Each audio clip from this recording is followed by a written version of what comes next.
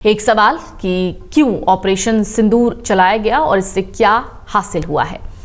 सबसे बड़ी बात यह है कि भारत ने साबित कर दिया कि वो अपने नागरिकों के नुकसान की कीमत वसूलने के लिए कोई भी दूरी तय कर सकता है। भारत की सेना ने पाकिस्तान के पंजाब में घुसकर आतंकी ठिकानों को तबाह कर दिया। एक और अहम बात यह हुई कि इस ऑपरेशन के दौरान पाकिस्तान ने पूरी दुनिया के सामने अपना असली कैरेक्टर सर्टिफिकेट पेश कर दिया। पाकिस्तान ने साबित कर दिया कि उसकी जो वर्दी है असल में उसके पीछे दहशतगर्दी है। ऑपरेशन सिंदूर का एक बड़ा हासिल ये रहा कि पाकिस्तान ने खुद ही अपने हाथों से अपना नकाब हटाया और पूरी दुनिया को दिखा दिया कि उसका असली चेहरा क्या है। तस्वीर तो आपको याद होगी। पाकिस्तानी फौज के अफसर आतंकियों के जनाजे में शामिल हुए। पाकिस्तान में घुसकर उसके आतंकी ठिकाने को नष्ट किया गया है। भारतीय सेना ने जबरदस्त पराक्रम दिखाते हुए पाकिस्तान में घुसकर उसके आतंकी ठिकानों को ध्वस्त किया। कई आतंकी ढेर हुए। जाहिर है मारे गए आतंकियों के लिए पाकिस्तानी सेना के मन में सहानुभूति की ऐसी धारा उमड़ी कि दुनिया हैरान रह गई।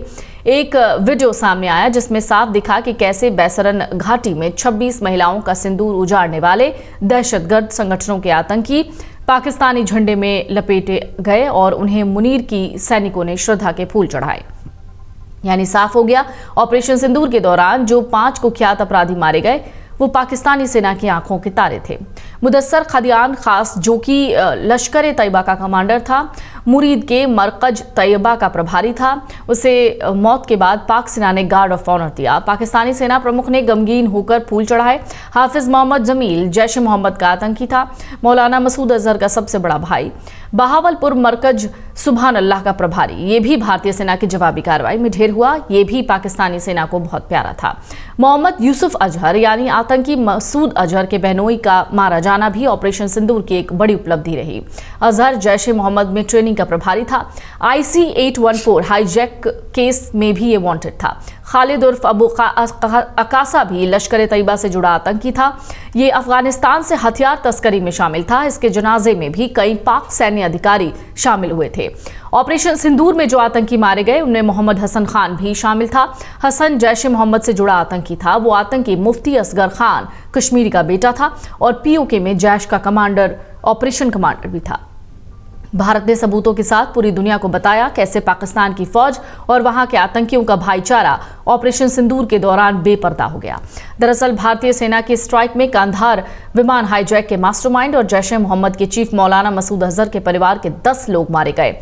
मसूद अजहर पर पहाड़ टूटा। ऑपरेशन सिंदूर को अंजाम देकर भारत ने पाकिस्तान और पाकिस्तान अधिकृत कश्मीर में 9 बड़े आतंकी ठिकानों को तबाह कर दिया। ये भी साबित किया कि भारत की सेना पाकिस्तान को उसके घर में घुसकर पीट सकती है। पहली बार भारत ने POK से आगे निकलकर पाकिस्तान के पंजाब प्रांत में बहावलपुर जैसे संवेदनशील इलाकों को निशाना बनाया, लेकिन इस बात का भी ख्याल रखा कि हमला सिर्फ उसी दायरे में हो जहां जैश का मुख्यालय था।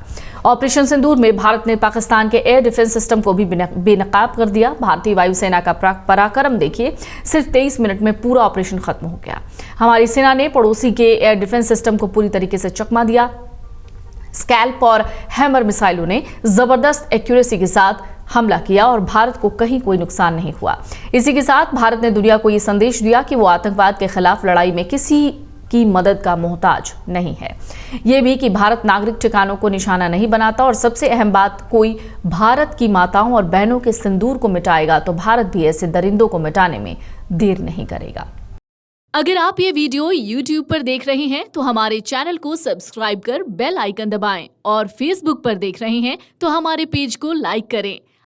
अगर आप ये वीडियो YouTube पर देख रहे हैं तो हमारे चैनल को सब्सक्राइब कर बेल आइकन दबाएं और Facebook पर देख रहे हैं तो हमारे पेज को लाइक करें।